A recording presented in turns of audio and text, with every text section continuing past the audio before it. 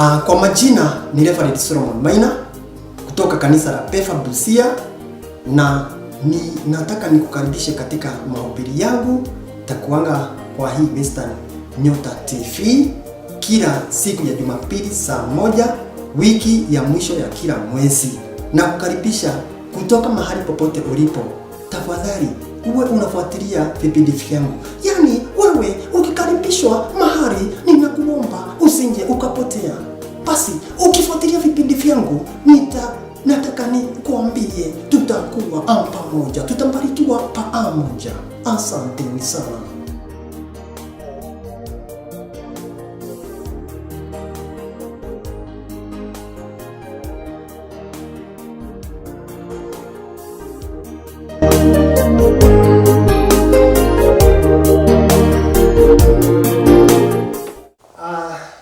Mtazamaji, mara tena na kushukuru sana. Kwa majina ni Reverend Solomon Maina, kanisa la Pefa Busia, kule Samaki Estate. Tukiwa na mchungaji wetu mkuu ambaye ni Bishop Sakayo Wesonga. Yeye ndiye mchungaji wetu huko, sisi ni wasaidizi wake. Kanisa hilo liko pale Samaki Estate. Kwa hivyo tunakukaribisha. Marafiki wangu wengine waliniambia niweze kuwasalimia. Kuna wale wa kutoka Masojas, wale wa kutoka Lake Oil pale Raini, karibu na njia ya kuelekea upande wa Kawaida hapo Raini Lake Oil.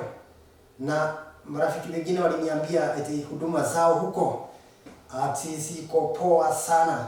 Vile vile leo nimekuwa katika kanisa la Broom Hill kule kwa Bishop Joseph, na ninawasalimia, nimefikisha salamu zenu. Vile vile Bible study nilipitia kwa marafiki zangu wa kule ambaye anaitwa Pastor Richard. Salamu zako na washiriki wako Pastor Richard, kanisa la Pefa Mushadha. Mungu aweze kuwabariki. Tuingie kwenye neno. Sasa siku ya leo ningetaka watazamaji tuweze kuingia katika neno, na linasema juu ya hatua ya imani. Kuchukua hatua ya imani. Na wakati mtu anachukua hatua ya imani, milango huwa inafunguka. Kwa hivyo tuko katika Waibrania. Tutaweza kusoma katika Waibrania 11, tuanzie mstari wa 12.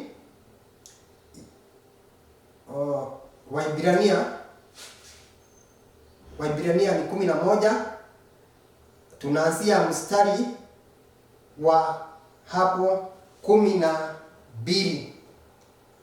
Biblia inasema ya kuwa basi imani ni kuwa na hakika ya mambo yatarajiwayo, ni bayana ya mambo yasiyoonekana. Kwa hivyo ni kuwa na assurance, ni kuwa na conviction, ni kuwa na confidence, ni kuwa na hope.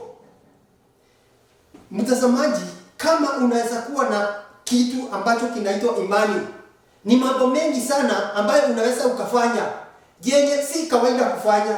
Ninataka nikuambie, wakati nitakuwa nikitoka hapa, nitakuwa nimekufundisha mpaka uongee Kiingereza hata kama haukuingia kwa shule. Unauliza nitaongea aje? Utaongea tu kwa sababu ya kitu kinaitwa imani. Unajua watu wale ambao wameweza kwenda katika mashule, wakati wewe unaongea na pengine hata hukufika hata class 1 hata class 2, sasa wewe unanyamaza tu. Lakini wacha nikuambie, kuna majina nimefanya upelelezi wangu na study yangu na research yangu, nikaweza kuja na majina kadhaa. Unaweza mkiongea tu hivi, weka jina, yani umeongea unasema definitely inatumika tu, hata halinaga mipaka. Na watu wataona huyu mtu sijui alisomea shule gani. Kuna wengine unasema mmeongea katika story, umesema in fact watu wengine hata wale wanakustuanga na Kiingereza huko, usitake kuniambia eti wanajua vile sana. Wengine haya jina lingine, tuseme jambo umeona limeingiana na unasema ndio ama inafaa, unaweza sema exactly. Na hata hukusoma, si lazima uwe tumia imani na uamini. I wonder. Na usitumie nyingi sana. Unaweza tumia moja, mnaenda unamwaga ingine, unarusha ingine. Watu wataanza kukuogopa. Na wakati mnaendelea unasema you know of course. Na wakati jambo haulitaki, no, wacha kusema no. Na ingine ni yes. Ukuwe na confidence. Ukuwe mtu ambaye anaamini kile ambacho anasema. Na mtu tuseme unataka kusema excuse me. Wacha kusema excuse me. Watu wataona huyu, wewe mtazamaji wa Western Nyota TV, wataona huyu mtu hapana mchezo. Hata wakati unapokea simu, acha kusema hello. Hapana. Hello. Sasa wewe, ninajua nimekufundisha kitu. Tuko katika hatua ya imani. Wewe amini na uanze kutumia hiyo maneno yenye nimekufundisha saa hii. Uone watu wanaanza kukuogopa hapo wewe. Tukiwa katika neno, kuna mtu ambaye anaitwa Elijah. Na Elijah alikuwa ni mtu mmoja wa muhimu sana, na tutaweza kumtazamia baadaye kidogo, na ninajua Mungu ataweza kutubariki. Kwa hivyo kile kitu nilikuwa nakwambia ni hatua ya imani ni kitu cha muhimu. Hatua ya imani ni kitu cha muhimu. Wewe ukichukua imani, kuna watu katika Biblia waliweza kuchukua hatua ya imani, na wakati walichukua hatua ya imani wakaweza kubarikiwa na wakaweza kuona ushindi wa Bwana. Kwa hivyo sasa tunapoingia sasa kwenye mahubiri, nataka tumwalike Mwenyezi Mungu. Baba, tunakushukuru ni kwa sababu wewe ni mwema. Bariki mtazamaji, bariki hata msikizaji, mbariki na ukaweze kunipa hekima nikaweze kulipeleka neno lako jinsi upendavyo. Tunakukaribisha katika jina la Yesu Kristo, tuomba na kuamini. Tuseme amen. Kwa hivyo kunao watu ambao, kuna mfano wa watu ambao waliweza kutumia imani, kuchukua hatua ya imani na wakaweza kuendelea vizuri. Na unapata huyu mtu ambaye alikuwa anaitwa Noah. Ukisoma hapo Mwanzo 20 ukianzia mstari ukianza Mwanzo 7. Unajua watu wengine hawajui kusema saba, wanasema shaba. Sasa wewe sasa mtazamaji, hapo Mwanzo 7 ukianzia mstari wa 24, kuna mtu ambaye alikuwa anaitwa Noah. Noah aliweza kupata kibali kwa Mungu. Aliishi kwa njia ambazo ni takatifu. Aliweza kumwogopa Bwana na alijenga safina ambapo aliweza kungoja miaka 120. Aliweza kungoja miaka 120 ambapo sasa ndio gharika ilianza. Sasa huyo ni mfano wa mtu ambaye aliweza kuanza ama aliweza kutumia imani. Ukipata mtu mwingine ambaye anaitwa Abrahamu kwa jina lingine tunamjua kama baba wa imani. Mwanzo 22 ukiweza kuangalia hapo mstari wa 3 hapo, utaweza kupata aliweza kuzungumziwa na Mwenyezi Mungu aweze kutoka katika Ur wengine wanasema ni Iraq, ambapo aende kuanza taifa. akaanza taifa ambalo ndio linaitwa Israeli katika nchi ya Kanani. Huyu ni mtu aliweza kuchukua hatua ya imani. Wewe unaweza ukachukua hatua ya imani, na kama tulivyopata pale, imani ni kuwa na hakika ya mambo ambayo unatarajia, ni bayana ya mambo yasiyoonekana, sio yale yanayoonekana. Kwa hivyo kuna mtu mwingine alikuwa anaitwa Yusufu ambaye kwa jina aliwekelewa jina the dreamer. Mwanzo 37 mstari wa 5 utampata kuwa aliweza kuenda kutoka sehemu hii hadi hii. Alichukiwa na ndugu zake, alichukiwa na watu wao, na hata wakati alichukiwa hakufa moyo. Akachukiwa, sitaki kuingilia hiyo story sababu ni ndefu. Akachukiwa, wakamshika, wakamrusha kwa shimo, ambapo baadaye wakaweza kumtoa na kuuza yeye, akawa mtumwa. Na hata hivyo maisha yake yalimalizia vizuri. Hii ni kwa sababu yeye alikuwa mtu ambaye aliweza kupitia kwa imani. Imani inaweza kukutoa kwenye shida. Imani inaweza kuondoa mahali ambapo uko na kukupeleka mahali pengine. Wakati ambao tunaishi, wewe unahitaji kuwa na imani. Wakati tunapoishi, imani ni kitu cha muhimu sana. Wewe unahitaji kuwa na imani. Unapata huyu Musa katika Kutoka 2 mstari wa 2. Musa wakati alizaliwa, ilikuwa ni wakati wanaume, yani boys wafurana, akipatikana alikuwa na uawa. Lakini wakati Musa alizaliwa, mama yake akamficha, na wakati ilifika kama miaka 3 ilikuwa ni ngumu sana kumficha. Sasa akaona aende amweke mahali ambapo ni penye palikuwa na maji ama kulikuwa na mto. Na wakati alimweka hapo, Biblia inasema vizuri, akamtengenezea kijisafina ama akamtengenezea chombo ambacho hakingeweza kuingiza maji. Na sasa akamweka hapo tu kwa maji hapo, lakini kuna msichana ama dada yake alikuwa anamwangalia. Anaangalia ni nini kitamtendea ama ni nini kitakuja katika kwake. But sasa huyu binti wa kifalme wakati alikuwa ameenda kuoga, akaona kuna kitu pale. Akamwambia mjakazi wake, enda uniletee. Biblia inasema vizuri kabisa kuwa wakati aliletewa, akaona ni mtoto, na mtoto mwenyewe akasema huyu ni mmoja wa Ibrania. Kumbuka, kama angekuwa ni Mwaebrania, kile kilikuwa kinafanyika ni kuuawa. But this time Biblia inasema vizuri, Musa ambaye ni mtoto sasa akalia.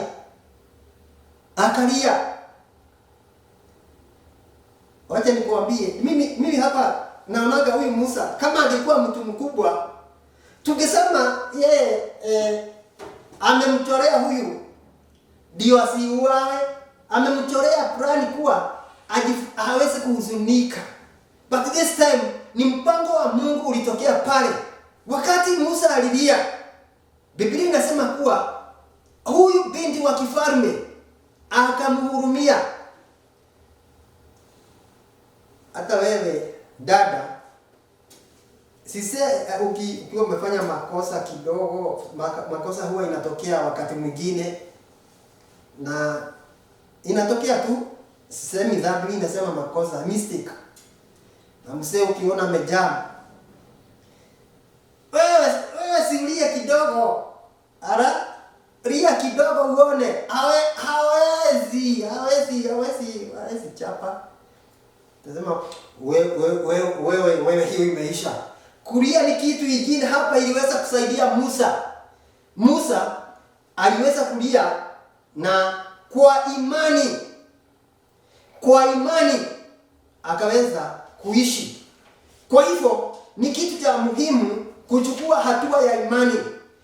Imani ni bayana ya ama ni kuwa na hakika na mambo ambayo unatarajia.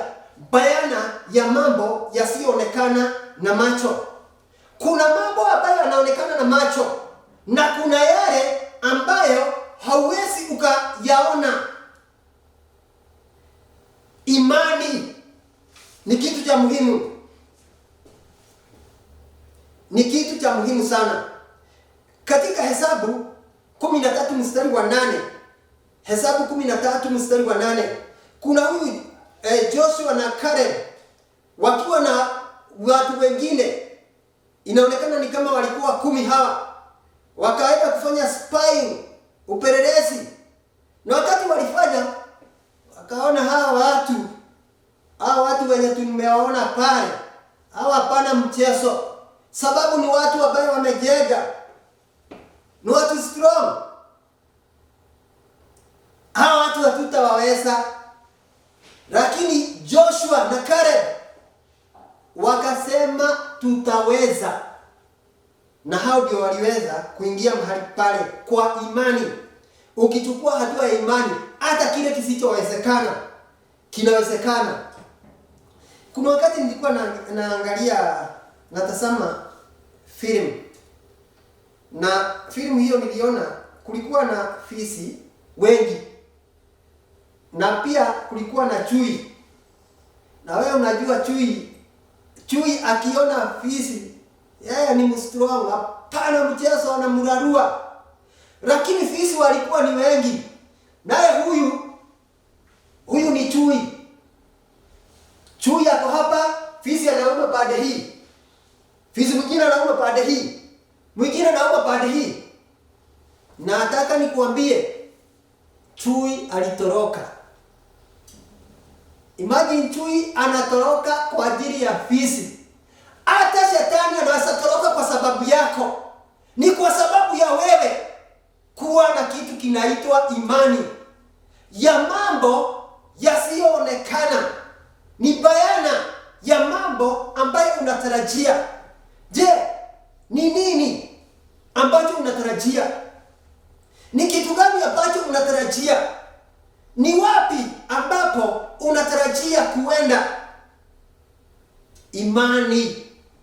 Faith. Imani ni ya muhimu. Kuna njia 3 za imani. Unaamini nini? Jiulize. Wewe unaamini nini? Wewe unamwamini Mwenyezi Mungu? Wewe unaamini Yesu Kristo? Unaamini Yesu Kristo?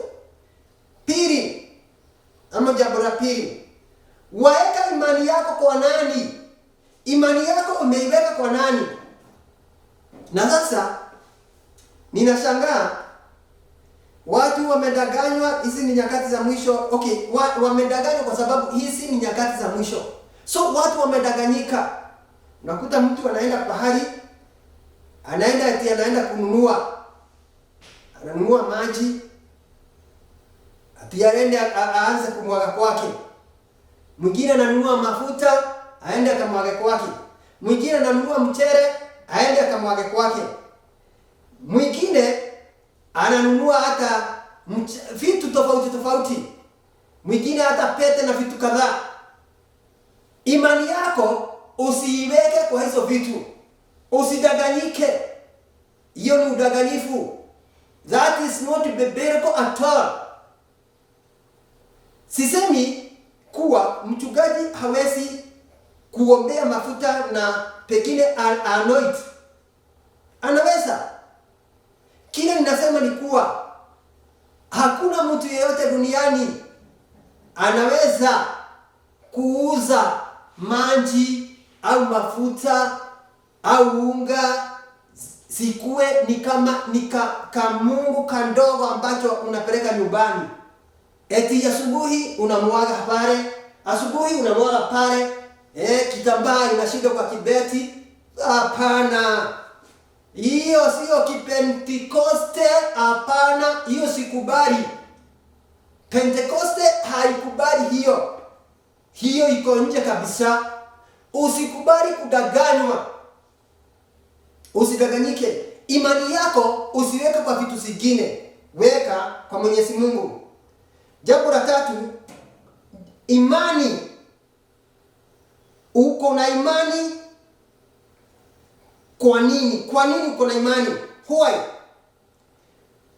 Jua kuwa bila yeye Yesu Kristo ama bila Mungu hauwezi. Kwa hivyo ni vizuri, hiyo ndio jibu kwa nini wewe uko na imani.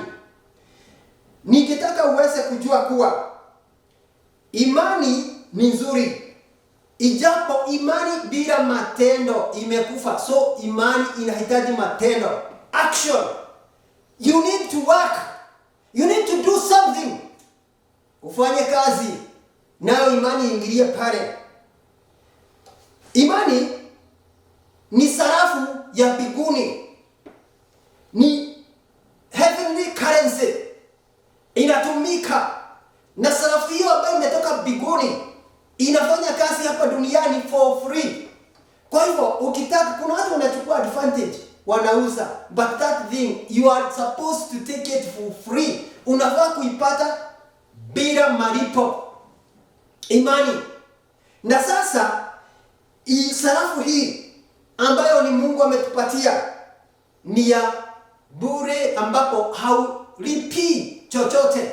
Ukiona mtu ambaye anakuomba pesa kwa sababu amepewa neema, akatumia imani, ukafanywa jambo fulani au ukafanywa jambo lingine, huyo mtu wewe haya. Sasa imani pia ni hati ya umiliki, ni title deed. Ukiwa na imani you possess. Ukiwa na imani ni hati ambayo ya kuonyesha umemiliki. Kwa hivyo ni vizuri mtazamaji kuwa na kitu kinaitwa imani. Imani ni funguo ambayo inafungua milango yote. Tunahitaji kuwa na imani kwa sababu ni kitu cha muhimu, lakini tusitumie imani vibaya. Utumie imani kwa njia ambayo inafaa. Na imani huja kwa kusikia, na ni kusikia neno la Mungu. Kwa hivyo kama unanisikia, na ninajua unanisikia, popote ambapo unanisikia, wewe unaenda kupata imani. Hata kama imani yako ni kidogo namna hii, amba ni kidogo, haiwezi kuonekana kama mbegu ya haradali, imani hiyo inatosha. You start from there. Utaanza hapo. Kwa hivyo usiogope. Imani huja kwa kusikia neno la Bwana, na usije ukaogopa. Ni vizuri utii neno na ufanyishe imani yako kwa njia ya neno. Kwa hivyo imani ni kitu tunahitaji. Wewe unahitaji imani. Unahitaji imani. You need faith. Je, unajiuliza, na hii imani nitaitoa wapi? Wewe tayari uko na imani. Kama umeanza kujiuliza utaitoa wapi, hiyo ni step ya imani. Hiyo ni hatua ya imani. Wakati huu ambapo tunaishi, inahitajika ukuwe na imani. Inahitajika pia mimi nikuwe na imani. Zote tukuwe na imani. Faith, imani. Na tusikubali kukua konde. Tusije tukanyang'anywa fedha zetu na watu wakijificha kwa coverage ya imani. Usikubali hata kidogo. Na ninakemea wote ambao wanafanya biashara ya kuuza imani. Na mtazamaji, hata fungu lako la 10 sio bebeko kulituma hapa ati unitumie. Hapana, hiyo ni wizi. Fungu lako la 10 peleka kwako kanisani, kwenye ambao unahudumiwa kila Jumapili. Sadaka unaweza pea wenye wanaitisha, ni sawa, hiyo mimi sioni ikiwa mbaya. Unaweza pea wengine wanataka kulipia kama airtime ya kurusha kipindi, ni sawa. Lakini fungu lako la 10 usipatie mtu hata kama ni nani, peleka kanisani ambapo unapohudumiwa. Watu hataki ukweli, wanataka udanganyifu tu. Hebu mtazamaji, sijui kama umeona kama mimi huwa ninajaribu kutumia wakati sometimes vizuri. Angalia, nimetembelea matatu zingine na hapa mbele wameweka kakio hako. Mimi nilichungulia nikaona hapo ndani hakuna TV. Na sababu watu wanapenda entertainment, wanapenda pahali ambapo pako na kuburudishwa, watu wataingia kwa hiyo gari wote. Ile haina hako kakio hawaingii. Hoya, watu wanapenda kudanganywa. But let me tell you the truth. Hebu nikwambie ukweli. Biblia inasema wakati utakapojua ukweli, nao ukweli utakuweka huru, na utakuwa huru kweli kweli. Hatua ya imani ni ya muhimu. Chochote ukitumia na ukianza imani, ukianza by faith, utafaulu. We need faith. Tunahitaji imani. Watumishi wa Mungu akina Petero, wale ambao walikuwa katika wakati wa Yesu Kristo, wanafunzi wa Yesu, walikuwa wameenda kufua samaki, lakini hakuna kitu hata kimoja walipata. Yesu ndio akatokea akawauliza, jameni, iko namna gani? Wakasema, tumejaribu kufua samaki, hamna. Yesu akawaambia, rudini huko tena, muende mfue tena.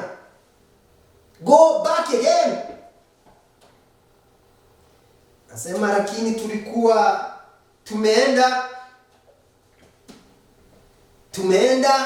tumetafuta, tumejaribu kufua usiku wote, hamna.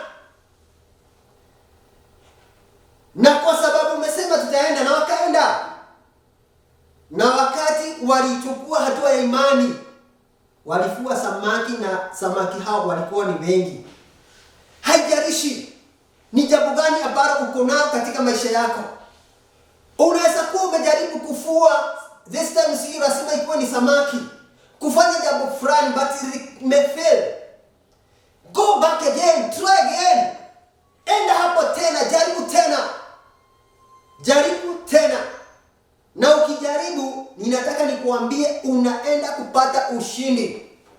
Try again.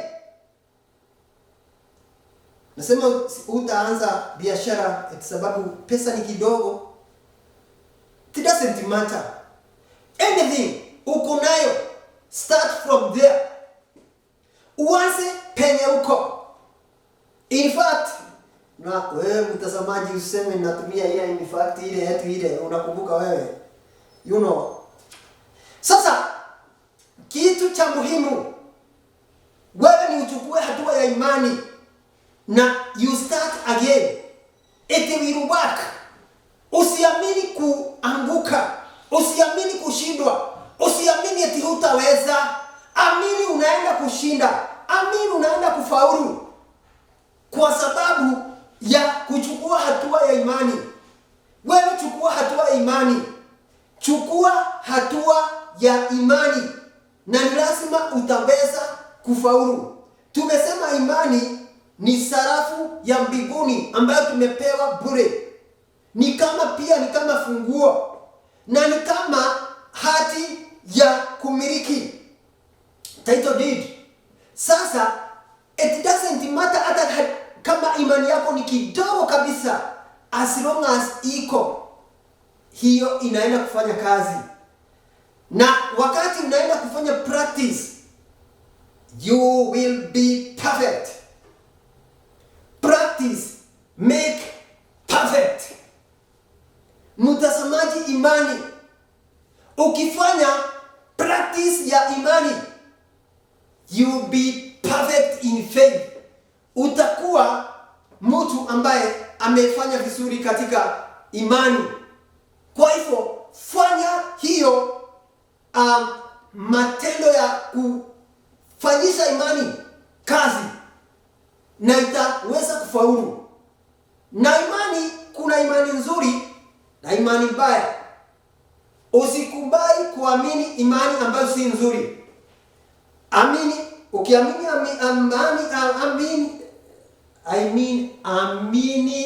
ukiamini na uweke imani yako ambayo si nzuri katika matendo, itafanya kazi na itakuadhiri, itakuwa mbaya. Kwa hivyo tutumie imani in a positive way. Tukitumia in a negative way si nzuri. Na nilikwambia another time, wakati mwingine, ya kuwa ukiambiwa jambo ambalo si nzuri katika maisha yako, especially lile unaona ni negative, lenye halileti kuendelea kwako, linakushusha, papo hapo likemee, likatae. Na kama ni mkubwa wako, unajua this time huwezi sema hivyo wewe na wewe maneno haitakuwa poa. Usimwambie, lakini katika roho sema, katika roho sasa, katika jina la Yesu Kristo, hiyo sio mimi. Kama ni mbaya, na kama hata ndoto, ukiota ndoto ambayo si mzuri, wacha kuenda kupigia watu simu eti kunini, eti wakwambie hiyo ndoto inasema nini, eti ulipe kwa nini? Kemea na uamini, and then you go ahead. Sile ndoto chafu, kemea. Sile mzuri, pokea. Na usijiweke eti wewe eti ni mtu ameinama sana kwa ndoto, eti ndoto ukipata ndoto eti haigiani na wewe ama si nzuri, sasa maisha imesimama. Hapana, haijasimama. Go ahead. Kwa imani, kemea and you go ahead. Imani. Petero alimuona Yesu.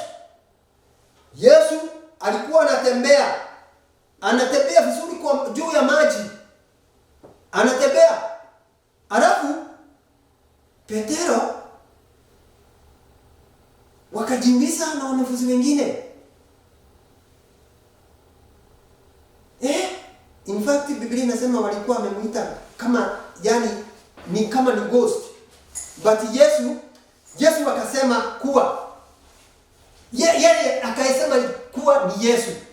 Wakati alisema, Petero akauliza, kama wewe ni Yesu niambie nikuje. Akaambiwa njoo. Wakati aliambiwa njoo, akatembea juu ya maji.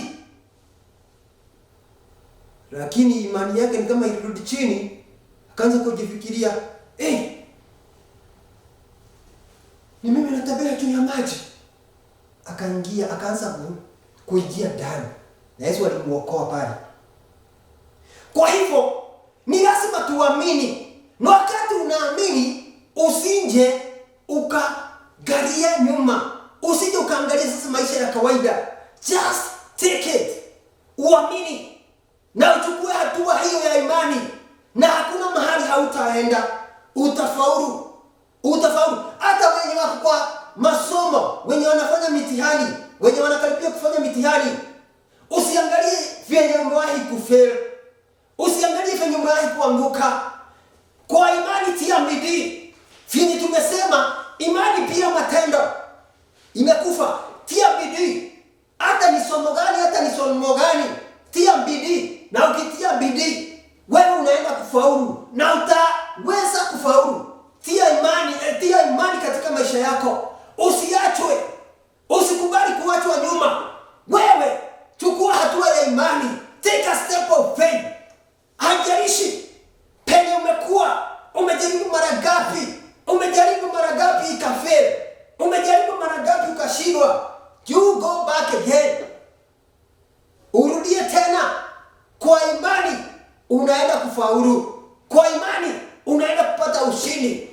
Kwa hivyo katika jina la Yesu Kristo, Mungu aweze kubariki. Ninapomalizia niseme ya kuwa Mungu aweze kuwabariki sana. Kwa hivyo ukitaka kuwasiliana na mimi ni Reverend Solomon Maina. Namba yangu ya simu ni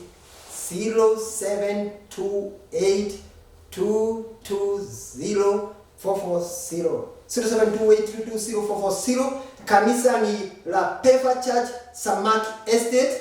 Tunawakaribisha pale kanisani. Mungu aweze kuwabariki na tutakutana wakati kama huu. Kumbuka ni saa 1 ya jioni, inakuanga kila wiki mwisho wa mwezi, kila wiki ya mwisho wa mwezi saa 1 jioni. Mbarikiwe sana.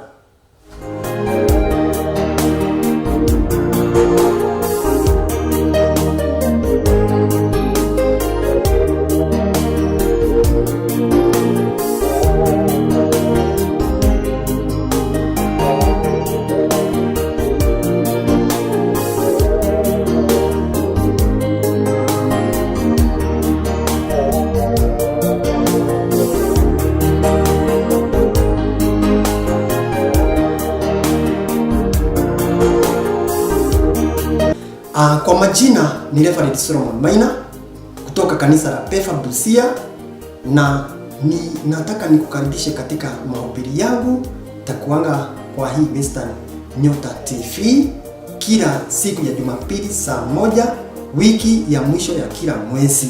Na kukaribisha kutoka mahali popote ulipo, tafadhali uwe unafuatilia vipindi vyangu. Yaani wewe ukikaribishwa mahali, ninakuomba usinje ukapotea. Basi ukifuatilia vipindi vyangu, nataka nikuambie tutakuwa pamoja, tutambarikiwa pamoja. Asante sana.